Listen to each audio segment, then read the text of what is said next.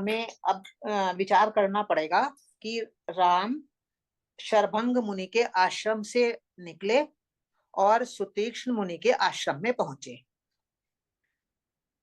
इस सुतीक्ष्ण मुनि के आश्रम में पहुंचकर जो जो बातें यहाँ कही गई हैं, उनमें से कई बातें बिल्कुल वही हैं जो कि शरभंग मुनि की कथा का वाचन करते हुए हमने पढ़ी थी। जैसे एक शरभंग मुनि के आश्रम की जब हम कथा पढ़ रहे थे, तब एक वाक्य ये था कि इंद्र आए और शरभंग मुनि को स्वर्गलोक ले चलने का उन्होंने प्रलोभन दिया।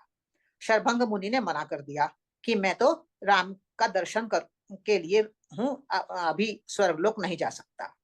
यहाँ भी सुतीक्ष्ण के इस वर्णन में भी ये बात फिर वही बात आई है कि इंद्र आए हैं और सुतीक्ष्ण ने मना कर दिया है कि मैं नहीं जा सकता। दूसरी बात एक आई है जो रिपीट हुई है, वो शरभंग मुनि के आश्रम में जब राम गए थे, तब शरभंग मुनि ने कहा था कि मैंने तब से जिन लोगों को उपार्जित किया है, वे लोग मैं आपको देना चाहता हूं, आप ग्रहण कीजिए। राम ने कहा था कि मैं ही आपको लोक प्रदान करूंगा।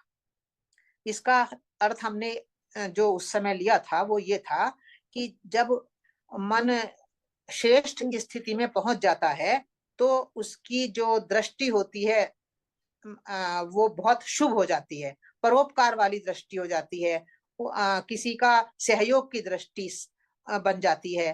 तो कई प्रकार के गुण व्यक्ति के भीतर आ जाते हैं, जिनको यहाँ पर लोक कहकर इंगित किया गया है। लोक का अर्थ है दृष्टि।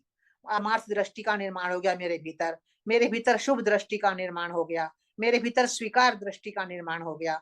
तो इन लोकों को वो राम को देना चाहते हैं, पर राम ने कहा ये आप रखिए, मैं ही आपको लोक देना चाहता हूं। तो राम कौन सा लोक देंगे उनको? आत्मदृष्टि का लोक देंगे, आत्मदृष्टि प्रदान करेंगे। तो ये रिपीटिशन सुतीक्ष्ण की कथा में भी हुआ है। बातें जिनका रिपीटिशन हुआ है वो तो हमने सुभंग की कथा में समझ लिया था। इंद्र के आने की बात, कि जब मन श्रेष्ठ होता है तो शक्तियां आती हैं मनुष्य के पास, प्रलोभित करती हैं उसको कि आओ अब तुम स्वर्ग लोक में ठहरने के रहने के योग्य हो। पर व्यक्ति अपने उद्देश्य को समझता है, उद्देश्य है आत्म तत्व की प्राप्ति, और वह स्वर्ग को प्रलोभन में नहीं पड़ता। और संकेत जो है वो कठोपनिषद की यम नचिकेता कथा की याद दिलाते हैं। नचिकेता के सामने भी यम ने यही प्रलोभन दिया था कि आप चलिए स्वर्गलोक चलिए, वहां अप्सराएं होंगी, आपको सब कुछ मिलेगा। पर यम के कहने पर भी नचिकेता ने कहा था कि नहीं, मुझे आत्म तत्व का ज्ञान चाहिए। तो ये दोनों कथाओं में समान रूप से आई हैं।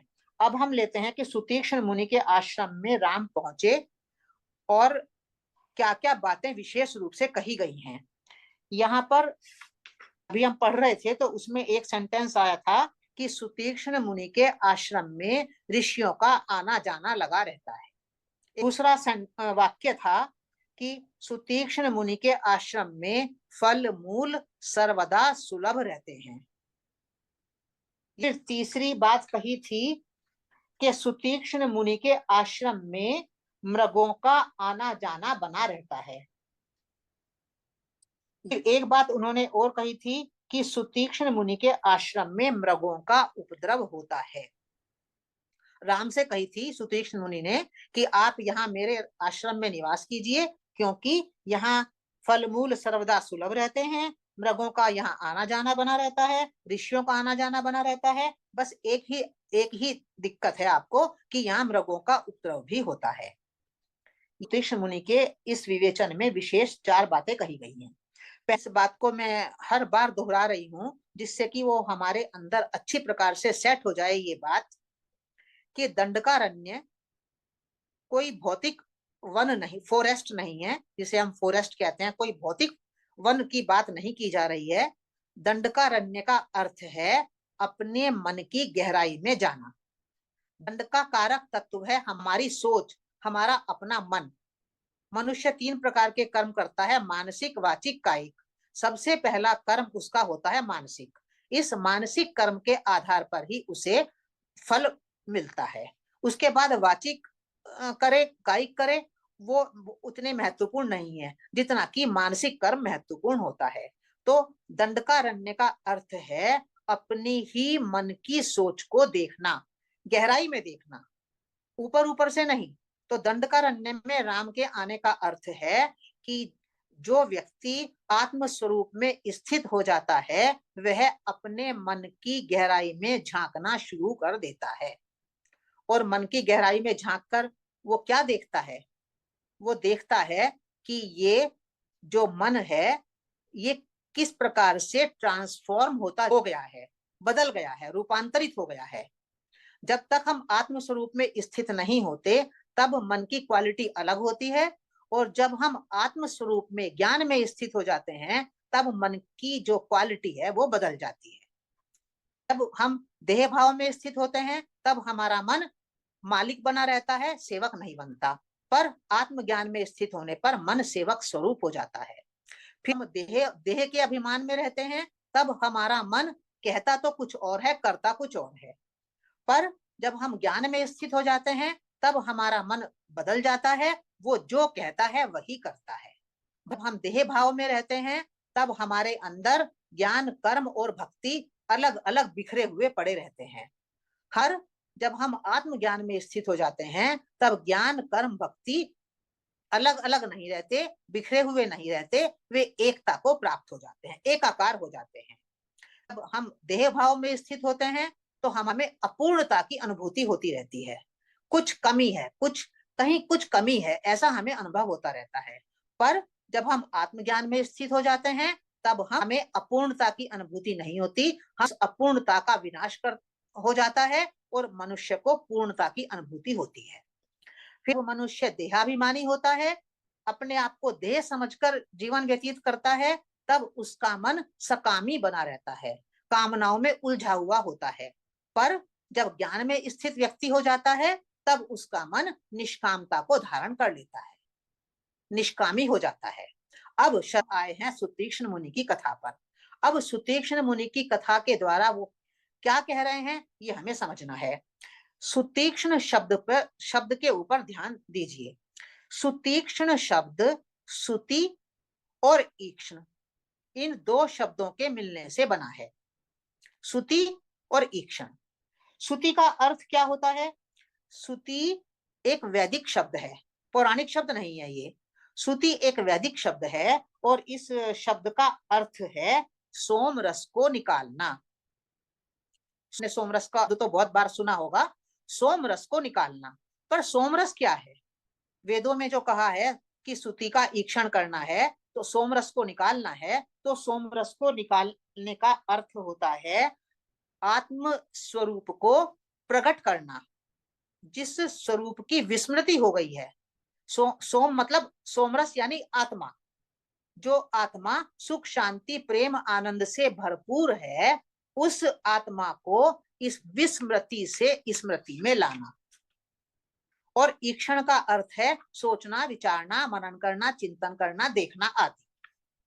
तो सुतीक्ष्ण शब्द का अर्थ हुआ कि जो आत्म तत्व, जो चैतन्य शक्ति विस्मृति में चली गई है, अब मुझे केवल शरीर का भान है, मैं आत्मा ही हूं, इस बात की मुझे विस्मृति हो गई है। तो इस विस्मृति को स्मृति में लाना, उसके ऊपर चिंतन मनन करना, उसको प्रकट करना, उसको अभिव्यक्त करना जीवन में, तो ये इसको कहा है उन्होंने ऐसा मन जो कि विस्मृति को स्मृति में ला रहा है, लाने का प्रयास कर रहा है, वो है सुतीक्ष्ण मुनि। तो राम सुतीक्ष्ण मुनि के आश्रम में आए, इसका तात्पर्य क्या है कि राम ने अपने मन की गहराई में झांका है और देखा है कि जो मन देह को ही देख पा रहा था, अब वही मन आत्मा को देखने में समर्थ हो गया है। जो मन आत्मा की विस्मृति में चला गया था, वही मन अब आत्मा की स्मृति में आ गया है। तो सुतीक्ष्ण मन को यदि हम एक शब्द में कहना चाहें कि ये मन सुतीक्ष्ण मन अर्थात ध्यानस्थ मन। ध्यान, ध्यान यानी आत्मा के ऊपर फोकस्ड मन। शब्द कोई भी शब्द ले सकते हैं हम उसको समझने के लिए, पर मेरे विचार से जैसे निष्काम मन, अब सुतीक्ष्ण के लिए हम यूज कर सकते हैं ध्यानस्थ मन। जब व्यक्ति आत्म स्वरूप में स्थित हो जाता है तो उसका मन पहले जैसा नहीं रहता, उसका मन रूपांतरित होकर ध्यानस्थ हो जाता है। फोकस्ड ऑन द सेल्फ, अपने वास्तविक स्वरूप पर केंद्रित हो जाता है। पर ध्यान एक ऐसा शब्द है जिससे लोगों को बहुत कंफ्यूजन पैदा होता है। जब हम पहले पढ़ते थे तो ध्यान को लेकर हमारे एक मित्र बहुत कंफ्यूज हो जाया करते थे।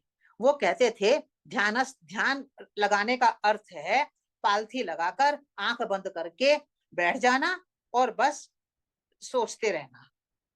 पर ध्यानस्थ मन का ये तात्पर्य नहीं है। ध्यानस्थ मन का तात्पर्य है आत्मचिंतन करते हुए सब काम करना। ध्यानस्थ मन का अर्थ ये नहीं है कि पालथी लगाकर बैठ गए, हमने सब कामों को छोड़ दिया और बस मनन कर रहे हैं, हाँ मैं आत्मस्वरूप हूँ, हाँ मैं आत्मस्वरूप हूँ। ये तो बिल्कुल इनिशियल स्टेज में करना पड़ता है। जब हम ध्यान लगाना सीखते हैं तब उस प्रारंभिक स्तर पर हमें बैठना पड़ता है, क्योंकि हम काम करते करते उतना नहीं कर पाते कि हम काम भी करते जाएं और आत्मा की का स्मरण भी करते जाएं कि मैं चैतन्य शक्ति आत्मा हूं, मैं शरीर नहीं हूं। ये केवल इनिशियल स्टेज है बैठना। पर ध्यानस्थ मन का तात्पर्य होता है कि जीवन में उपस्थित सब कर्मों को करते जाना और अपने ध्यान को, अपने मन को आत्मा के ऊपर फोकस्ड रखना, केंद्रित रखना। तो जो आत्मज्ञान में स्थित व्यक्ति हो जाता है उसके मन की बहुत सारे विशेषताएं प्रकट हो जाती हैं उसके भीतर। जब हम भगवत गीता पढ़ रहे थे तो हमने ज्ञानी के लक्षण पढ़े थे, स्थित प्रज्ञ के लक्षण पढ़े थे, भक्त के लक्षण पढ़े थे, योगी के लक्षण पढ़े थे। तो तब इस बात पर हमने विचार किया था उस समय कि आत्मज्ञान में स्थित होने पर ये लक्षण प्रकट होते हैं अथवा इन विशेषताओं के प्रकट होने के कारण व्यक्ति आत्मज्ञानी बन जाता है। तो दोनों तरह से लिया जा सकता है। व्यक्ति के हम ऐसा भी कह सकते हैं कि जब व्यक्ति आत्म स्वरूप में स्थित हो गया तब उसका मन इस प्रकार से विशिष्ट गुणों से युक्त हो गया। या हम ऐसा भी कह सकते हैं कि मन इन विशेषताओं से युक्त हो गया, इसलिए अब वो आत्मज्ञानी कहलाने का अधिकारी हो गया। तो बात दोनों तरह से ली जा सकती है। पर यहाँ रामायण में जब ये प्रसंग चल रहा है तो इसमें राम दंडकारण्य में एक एक ऋषि के आश्रम में प्रवेश कर रहे हैं। तो ऋषि के आश्रम में यहाँ प्रवेश करने का अर्थ है कि वो मन की गहराई में झांक कर देख रहे हैं कि ये मन किस गुणवत्ता से युक्त हो गया है। तो शरभंग की कथा में मन निष्कामता के गुण से युक्त हो गया था और अब सुतीक्ष्ण मुनि की कथा में बताया जा रहा है कि मन फोकस्ड हो गया है अब आत्मा के ऊपर। यह सुतीक्ष्ण मुनि का अर्थ हमें इस रूप में समझना है। अब यहाँ पर आगे बढ़ते हैं। तो जब राम ने आश्रम में प्रवेश किया, यानी कि आत्मज्ञान में स्थित व्यक्ति जब ने अपने फोकस्ड मन को देखा, तो कथा में कहा जा रहा है कि तप से अर्जित हुए लोकों को उन्होंने राम को देना चाहा, पर राम ने कहा इन्हें अपने पास रखिए, मैं आपको ही एक इससे भी श्रेष्ठ लोक प्रदान करूंगा। तो लोक का अर्थ है दृष्टि। जब व्यक्ति का मन आत्मा पर केंद्रित हो जाता है तब उसकी दृष्टि शुभ दृष्टि बन जाती है। उसकी दृष्टि स्वार्थ से परे परमार्थ परक बन जाती है। उसकी दृष्टि सेवा परक बन जाती है। पर जब आत्मज्ञान से युक्त हो जाता है व्यक्ति तब उसकी दृष्टि आत्म दृष्टि में रूपांतरित हो जाती है। फिर ये जो लोग हैं जिनको सुतीक्ष्ण देना चाह रहे हैं राम को, फिर उनका कोई महत्व नहीं रहता। जब आत्मज्ञान में हम स्थित हो गए फिर परमार्थ दृष्टि का महत्व क्या रहा? वो तो हमारे भीतर रहेगा ही परमार्थ। तो जब हम आत्मज्ञान में स्थित हो गए तब सेवा भाव में तो हम रहेंगे ही, तो सेवा दृष्टि का कोई विशेष महत्व नहीं रह जाता। इसलिए इसमें कहा जा रहा है कि राम कह रहे हैं सुतीक्ष्ण को कि ये लोक आप अपने पास ही रखिए। तो एक तो लोक की बात हो गई। अब आगे कहा है, सुतीक्ष्ण मुनि कह रहे हैं कि इस आश्रम में फल मूल सर्वदा सुलभ रहते हैं। तो कोई राम वहां पर, राम किसी ऐसे आश्रम में नहीं जा रहे हैं जैसे भौतिक स्तर पर हम समझ लेते हैं कि वहां पर बहुत सारे पेड़ हैं और फल उन पे लगे हुए हैं और राम लक्ष्मण सीता आराम से फल यहाँ पर खा सकते हैं यदि इस आश्रम में रहेंगे। नहीं, फल मूल का अर्थ है कॉज एंड इफेक्ट, कारण कार्य नियम।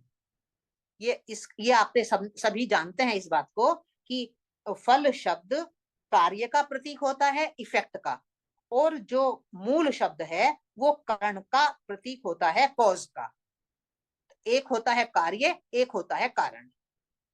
मैं जो कार्य कर रही हूं उसका कोई ना कोई कारण अवश्य है, ऐसा हम जानते हैं ना। तो सुतीक्ष्ण मुनि के आश्रम में जो फल मूल की सुलभता की बात कही गई है तो उसका संकेत ये किया गया है कि अनस्थ मन ही कार्य और कारण का चिंतन करता है सतत रूप से। जैसे हम लोग हैं, सामान्य लोग हैं, हम कारण कार्य का चिंतन नहीं करते, हम तो दूसरों के ऊपर दोषारोपण कर देते हैं। मेरे मेरे जीवन में कोई विशेष खराब परिस्थिति आ गई तो हम उसका दोषारोपण दूसरों पर करते हैं। हम ये नहीं चिंतन करते कि जो ये परिस्थिति आई है ये ही मेरे किसी कर्म का परिणाम है।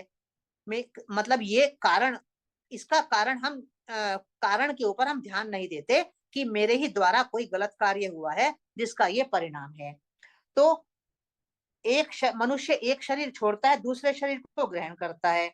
इस यात्रा में वो बहुत सारे कर्म करता है और हम जानते हैं कि लगातार अवचेतन मन में हमारे कर्मों की छापें बनती रहती हैं, इकट्ठी होती रहती हैं और उन छापों के अनुसार ही हमारे जीवन में परिस्थितियां उपस्थित होती हैं। तो जीवन में उपस्थित हुई परिस्थितियां वास्तव में हमारे पूर्व में किए गए कर्मों का ही फल होती हैं। तो ये है कार्य, कार्य अर्थात इफेक्ट, जिसे कहा है फल, जिसे कहा है कि यहाँ पर फल की अधिकता है इस आश्रम में। तो फल है हमारे कर्मों का कार्य। उपस्थित परिस्थितियों के आधार पर जब मनुष्य फिर कर्म करता है तब उसका वह कर्म ही भविष्य में आने वाली परिस्थितियों का कारण रूप हो जाता है, हम सब जानते हैं। तो इस आधार पर ध्यानस्थ मन कार्य और कारण का सम्यक चिंतन करता हुआ व्यर्थ अनुपयोगी विचारों के निर्माण से सदा बचा रहता है। हम जब से इस मंच पर आए हैं तब से हमने ये काम शुरू किया है। अब हमने जो भी जीवन में हमारे परिस्थिति आ रही है उसका हम दोष अब हमने दूसरों पर देना छोड़ दिया है। अब हम कार्य कारण के ऊपर हमारा ध्यान जाने लगा है कि जो कुछ मैंने पहले किया था वो मेरे संस्कार बने हैं, उन संस्कारों के आधार पर मैं कर्म अब पुनः कर्म कर रहा हूँ, जो कर्म कर रहा हूँ ये आने वाली परिस्थितियों का कारण बन जाएंगे। तो सुतीक्ष्ण मुनि के आश्रम में फल मूल की सर्वदा सुलभता होना वो ये संकेत कर रही है कि जब व्यक्ति का मन आत्मस्थ हो जाता है, ध्यानस्थ हो जाता है, तब वह कार्य कारण का निरंतर विचार करने लगता है। अब फिर एक आगे बात और कही है, सुतीक्ष्ण मुनि के आश्रम में मृगों का आना जाना। तो मृगों के आने जाने से हमें ये नहीं समझना है कि वहां पर हिरण घूम रहे हैं, ये किसी भौतिक आश्रम की बात नहीं है, इसलिए हिरण की भी बात नहीं है। मृग का अर्थ क्या है? पूरे पौराणिक साहित्य में मृग, मृग जो शब्द है वो मृग नाम की संस्कृत धातु से बना है जिसका अर्थ होता है खोजना, अन्वेषण करना। तो सुतीक्ष्ण मुनि के आश्रम में मृगों का आना जाना कहकर ये संकेत किया जा रहा है कि ध्यानस्थ मन ही अन्वेषण की शक्ति से युक्त होता है, अर्थात उस ध्यानस्थ मनुष्य का सारा मनन चिंतन अन्वेषण परक होता है। वह प्रत्येक विषय की खोजबीन करके उसके मर्म को समझने का यथासंभव प्रयास करता है। जब हम व्यक्ति शरीर भाव में रहता है या उसकी दृष्टि संसार केंद्रित होती है, तब उसके भीतर अन्वेषण की क्षमता नहीं होती है। तो सुतीक्ष्ण के आश्रम में मृगों का आना जाना कहकर ये कहा जा रहा है कि ध्यानस्थ मन अन्वेषण में लगा रहता है। कोई भी परिस्थिति जीवन में आई, उसको कोई बात समझनी है, तो वह उसको समझने के लिए दूसरों पर निर्भर नहीं रहता। वह स्वयं खोजबीन करता है कि आखिर इसका अर्थ क्या है। उसका मन अन्वेषण परक हो जाता है अपने आप। आपके मन में कोई प्रश्न आया, यदि मन फोकस्ड रहता है किस बातों पर, तो आप किसी दूसरे से बाद में पूछेंगे, पहले खुद ही विचार करेंगे कि इसका तात्पर्य क्या हो सकता है। तो इसको कहा है उन्होंने मृग धातु, मृगों का आना जाना कहकर वो कह रहे हैं कि ऐसे मनुष्य का मन खोज परक हो जाता है, अन्वेषण परक हो जाता है। तो सुतीक्ष्ण मुनि के आश्रम में मृगों का आना जाना बना रहता है, अर्थात ध्यानस्थ मन खोज परक होता है। अब आगे एक वाक्य और आया था, और उस वाक्य में कहा है कि सुतीक्ष्ण मुनि के आश्रम में मृगों का उपद्रव होता है। जब राम ने कहा कि मुझे यहाँ निवास के लिए स्थान दीजिए, तो राम ने कहा ठीक है, तो सुतीक्ष्ण ने कहा ठीक है, आप यहाँ निवास कीजिए। यहाँ पर फल मूल बहुत हैं, यहाँ पर मृगों का आना जाना है, पर यहाँ मृगों का उपद्रव भी है, वो आपको परेशान करेगा, रहने नहीं देगा। ये बात कही है। तो उसका तात्पर्य क्या है ये मृगों के उपद्रव का? मृगों का उपद्रव कहकर यहाँ ये संकेत किया गया है कि ध्यानस्थ मन अन्वेषण की क्षमता से युक्त तो होता है और यथासंभव खोजबीन करके विषय के मर्म को समझ भी लेता है, परंतु अनेक बार बहुत खोजबीन करने के बाद भी वह कठिन विषयों के मर्म को समझ नहीं पाता है।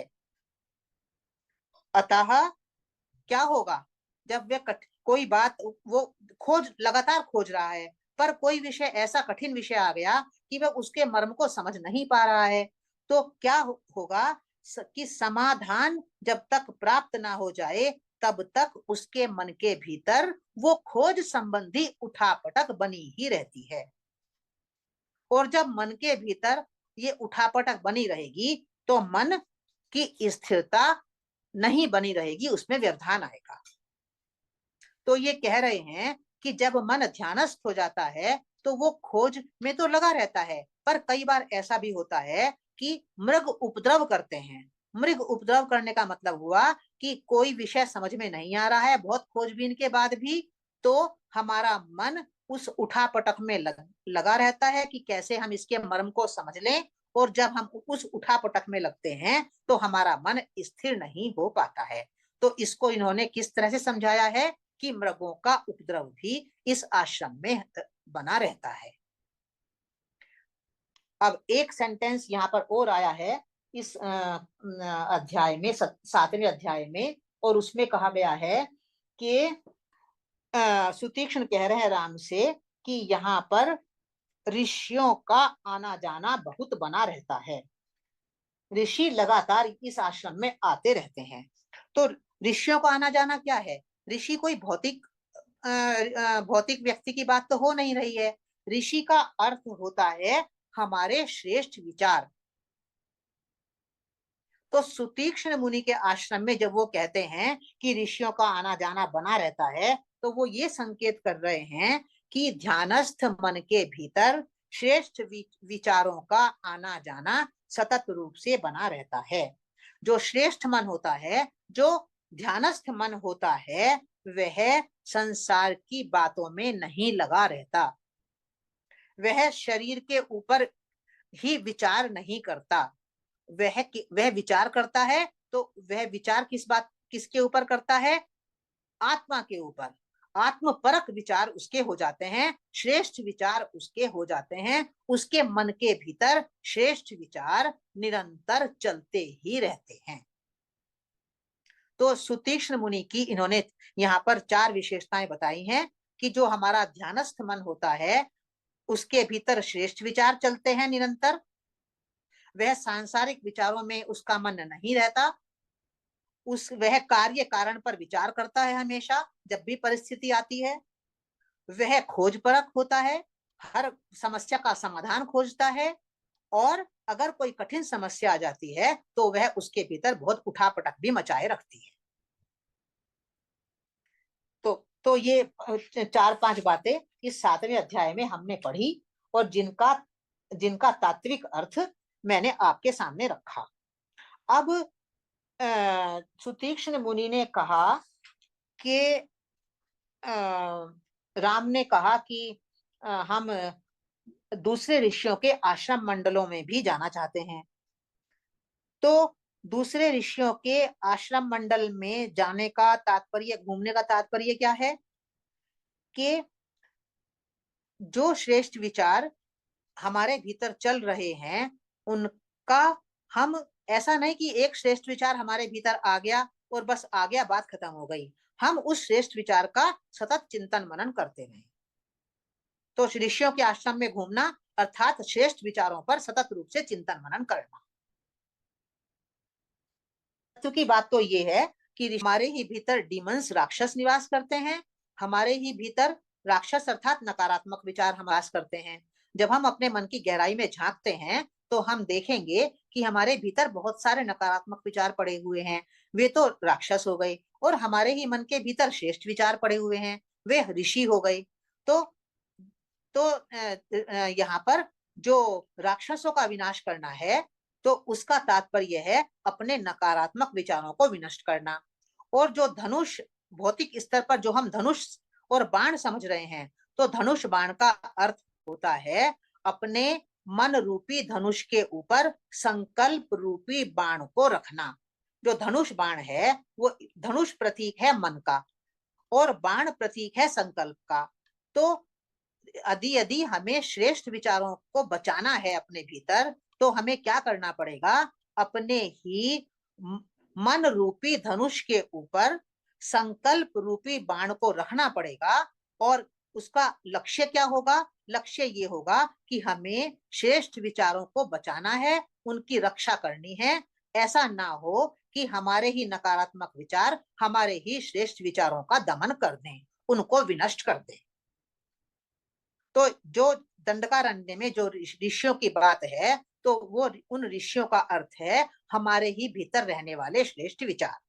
और ऋषियों को प्रताड़ित कौन कर रहा है, नुकसान कौन पहुंचा रहा है, वहां रहने वाले राक्षस, राक्षस अर्थात हमारे ही नकारात्मक विचार।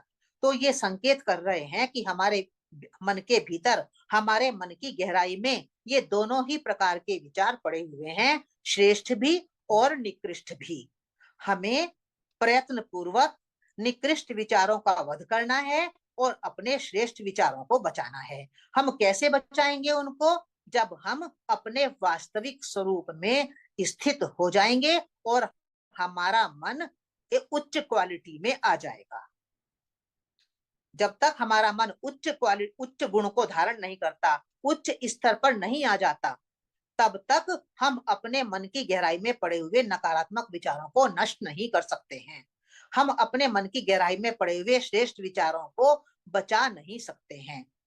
हमारा मन श्रेष्ठ होना चाहिए। श्रेष्ठ कब होगा, जब हम अपने वास्तविक स्वरूप, आत्म स्वरूप में आ जाएंगे।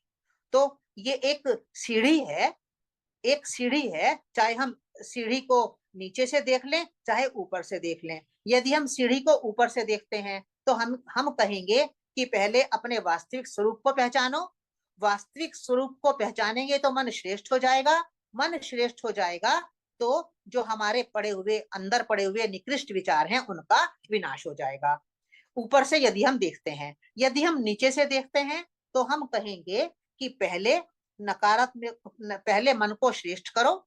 मन को श्रेष्ठ करना कैसे करेंगे, अपने आत्म स्वरूप को धारण करके। और मन को आत्म स्वरूप को धारण करके फिर जब हम मन की गहराई को देखेंगे तो वहां पर हमें दोनों दिखाई देंगे और हम तुरंत अपने मन रूपी धनुष के ऊपर लक्ष्य रूपी बाण को, संकल्प रूपी बाण को रखकर विकारों के विनाश रूपी लक्ष्य का संधान कर देंगे।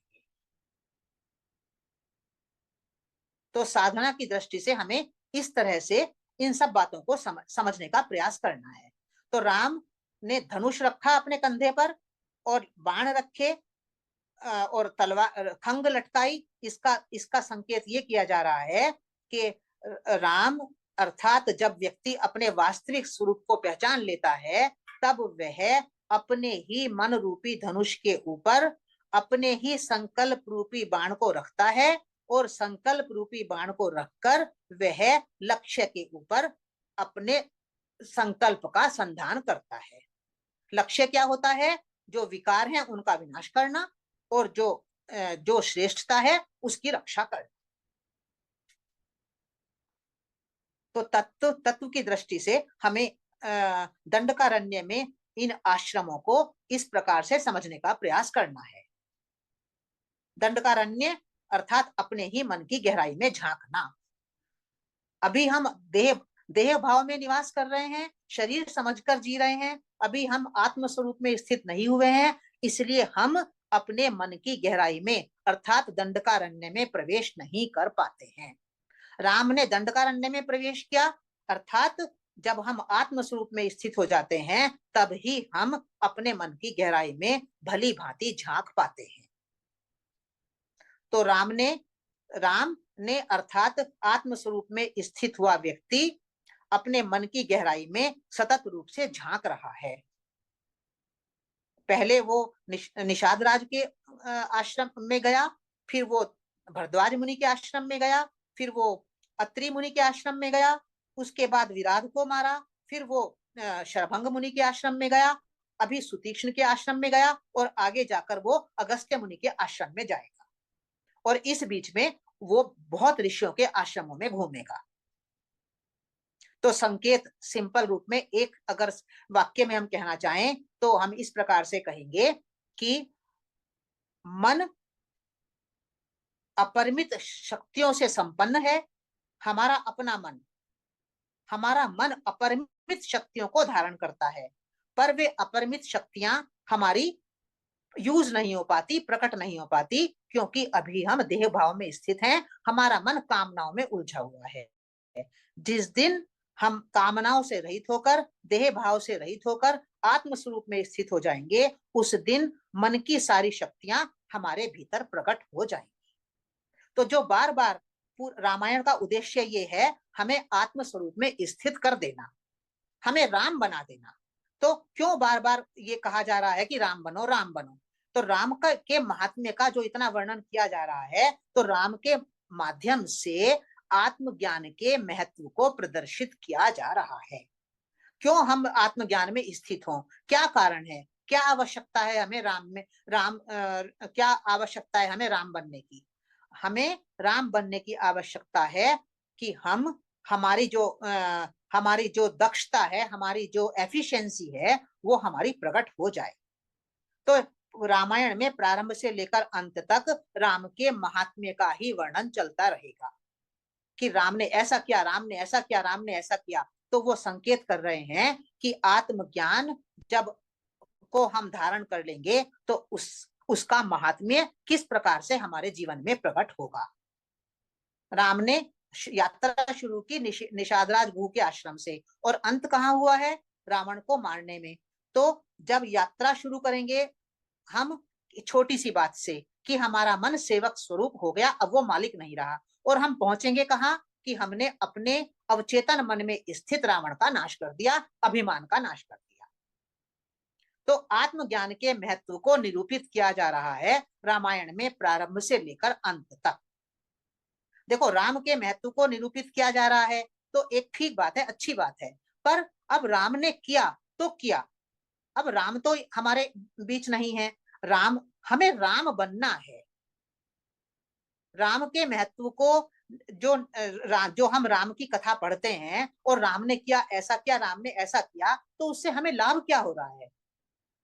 हम इस बात पर ध्यान दें कि वो राम ने किया, मैंने क्या किया, तो मुझे क्या करना है? तो मुझे ये करना है कि मुझे राम बनना है, और राम बनने का तात्पर्य है कि मुझे अपने वास्तविक स्वरूप आत्म स्वरूप को जानना है, पहचानना है, उसमें स्थित होने का सतत रूप से प्रयास करना है।